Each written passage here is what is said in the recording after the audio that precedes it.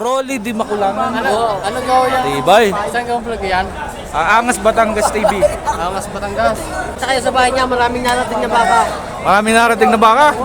Minsan ay 50 heads, 30 heads. Ngayon lang ay mababa at gawa ng walang kasakan ni walang tawid-dagan. Ibig sabihin mga saan galing yung dala yung baka ngayon? May galing norte, may galing mga tawid-dagan. Pare, mag-alaga namin, pakita nyo muna. Are daw mag-aalaga. Pangungumpa yan, yun yung mga mangungumpa. Are mga kumpa. At saka ore, at saka ray. Yan. Kita nyo rin, tumigil lang sa pagpasok. Ha? Tumigil lang sa pagpasok at malaki kinikita sa pagbabaka. Mas malaki kita sa pagbabaka utoy. Oo, malaki. Talaga? O, anong grade mo na dapat? Grade 7. O, tumigil ka muna at ikaw nagbaka, tama? Okay, ayos lang yan. Hanap buhay eh. Ano? Tatay. Kaya mo yung masipit na ganyan. Halimbawa tayo abutin nyo pat wala kang makita tama-tama. E di sa kanya orbal ka, naha. Ano lang, ito may papangako sa inyo abutin nyo pa. Naha, hindi ko matapangako. Pero kayo pinagbigyan ko lang din kaya parang magulang ko na rin. Wala doon. Ano, kay Gina Busing? Kay Gina? 51.7. 51.7. Yeah, 51.7. Gusto lang namin mag-ubos at kami bibiyahin na ulit. 51.7. Mga ilang kilo yan, bossing? Bato sa 200, kulang-kulang 200. Kulang-kulang 200 din, 51.7. Ay ilang pa ang tira sa inyong dalang baka? Kuya, mga nasa 10 heads na lang yan.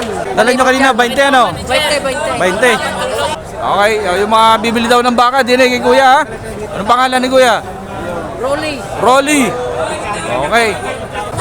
Yan. Iba't ibang style talaga ng ano?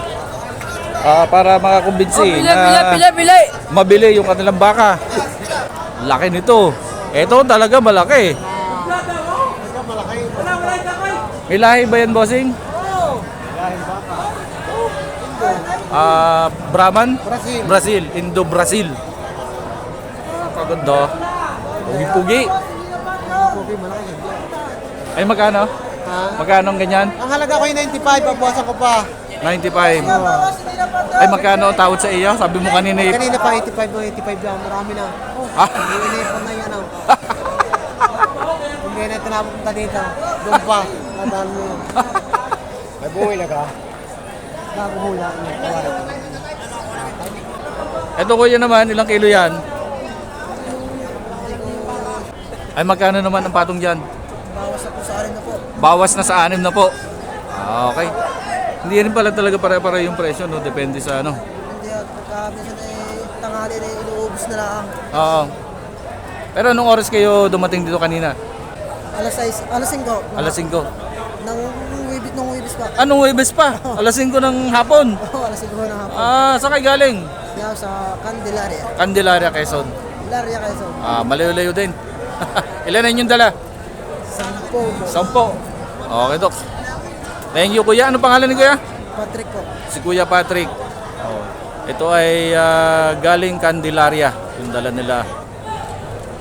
So yung baka nyo, Candelaria din galing mismo. Okay. Puro Candelaria po ito. Puro Candelaria daw yung dala nila. Malalaki ha, malalaki. Ito. Laki din ito. Itong mga ganito kalalaki, binebenta nila mga 90 plus. 90,000. Sa tingin ko more than 200 kilos sa mga to. Lalaki niya, no? Gaganda. Meron na ulit mga lumalabas na sasakyan. So malamang salmang ito ay mga nabili na nila. Ito si Manong, kalabaw yung dala niya. Ito malamang din sa nabili na nila ito kasi kung nagbebenta ang mga to, maaga pa para umalis. Ang assumption natin dito, itong mga nabili na to.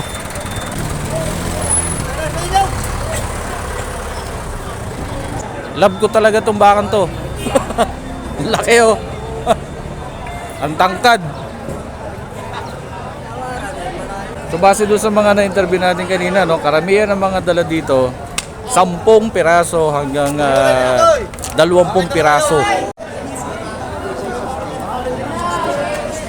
So ito ay nagbibilangan na tayo ng nagkabilihan na.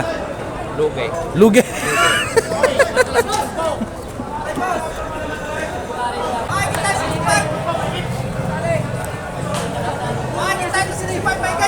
So parang palengke din siya, no? Maaga, mahal, tapos habang tumatanghali, medyo bumababa na rin yung mga presyo. Kasi sabi ni Kuya, syempre, kailangan na maipaubos na rin nila yung kanilang mga dalang baka. 51? Boss, magandang umaga. Sige, magandang umaga. Ano po tayo, namimili o nagbebenta? Namimili. Taga saan po si Bossing? Ciao. Chaong. Ano pangalan ni Sir? Dino. Baka. Ano to, Bossing? Pangtinda nyo rin doon? Pangkarne? Hindi. Pangpalaga. Pampalaga? Palalaki yun. Tapos ibabalik dito? Yun, tama yun. Ay, meron na kayong nadali? Wala pa nga sir. Mahal. Mahal. Pero ano, regular kayong pumupunta dito. Ang budget natin sa tingin nyo, magkano yung nakalaan ninyo? 65 ba siya? 65. 65 ba siya? Doon sa 65, mga ilang kilo supposedly yun, Bossing? Ganyan lang kalaki. Malaki lang. Malaki, maganda-ganda lang na kaunti dyan. Ito, maganda na. Ilan ang target natin, Bossing, na mabili ngayon? Dalawa. Okay. Salamat, Bossing. Salamat. Sige, sige. Salamat. Salamat sir. Salamat sir. Okay. Ito, hindi nyo type? May gulang na. Ang hanap niyo bata na palakihin pa. So, almost 8:30 na ngayon. Malaki na ang nabawas. Marami na ang nabili. Marami na ang nabenta. At may mga sasakyan din ng mga umaalis na. So, marami ng mga napamili tulad nito. Ilan ang laman nito? Yuse. Ano to, Bossing? Nabili nyo? O ano? Nabili na. Ilang piraso, Bossing, yan? 10 piraso. Lalaki, ha? Para nag-average ng mga tigi-100 kilo din, ano? Saan ang dala niyan, Bossing? Sa Malbar. Malbar. Pambenta, pangkarne, pangalaga, palalakihin pa. Salamat po, Kuya. So yung mga nakausap din natin kanina, ang kanilang mga binili ay aalagaan tapos palalakihin, tapos pag okay na ibabalik din nila dito.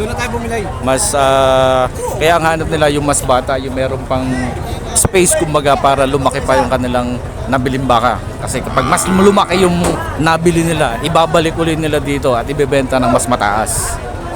Ito na yung pinaka-opisina nila dito. So kapag natapos na yung transaction, nagkabilihan na, dito naman sila dapat dumaan. Hindi pwedeng lumabas nang hindi dumadaan dito kasi dito nagkakaroon ng opisyal na palitan o transaksyon ng paglilipat pangalan ng baka na o kalabaw na nabili. So kuya, paano ba yung proseso ng auction natin dito? Bali, pag ipapasok niyo yung hayop niyo dito sa loob, kailangan ng dokumento. Ano yung dokumento na hinahanap? Certificate of ownership po. Yung certificate of ownership, sino ba yung nag-i-issue nun? Bali, dito, pwede rin dito magpagawa pagka wala pa certificate of ownership. Bali, 100 piso po. 100 piso. Kada ulo. Okay. Kaano katagal usually ang tinatagal ng ganito tuloy ngayon, Biyernes? Usually mga anong oras po inaabot? Hanggang mga alas 12 lang po tanghali. So isinasala na natin ng alas 12. Pero hindi po. Yung karamihan lang po. Pero yung iba, paunti-unti lang naglalabas. Pero mas ang pinaka-peak talaga simula mga alas 4 hanggang alas 12 ng tanghali. Alas 4 nagsisimula. Nang umaga. Halos madaling araw pa, mayroon na mga alas 2, alas 3 ganun. Okay. In average, ilang baka yung dumarating na? 2,000 2,000. sa isang linggo. Friday lang na ganito. Araw-araw may dumadating. Ano yan? Everyday may auction na nangyayari? Araw-araw. Anong mga bayan, probinsya ang pumupunta dito? Marami. May galing Albay, may galing Mindoro, Quezon. Yun. Bicol region. Quezon. Quezon. Thank you, Kuya. Okay. Salamat. So hanggang dito na lang muna yung ating pagko-cover dito sa Padre Garcia Cattle Auction. At maraming salamat sa pamunuan ng Padre Garcia. Itong opisina nila dito kasi napaka-accommodating. Very accommodating po yung staff nila dito sa auction area. At kay Sir Mike Rivera at saka kay Madam Celsa, Mayor ng ating Padre Garcia. Maraming salamat po, ay sana ay makabalik ako din At sana ay ma-meet ko ang Sir Mike at saka si Mayor Rivera. Magandang umaga po.